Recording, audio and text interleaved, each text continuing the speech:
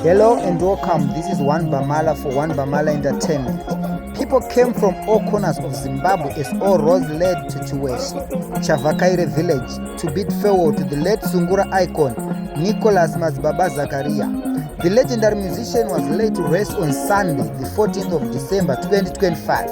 It was a moment filled with deep sorrow, respect and remembrance, as family, fellow musicians and thousands of fans gathered to honor the life and legacy of the man fondly known as the Senior Lecturer of Sungura music. Today we take you through the scenes, the emotions and the final journey of a true Zimbabwean music legend.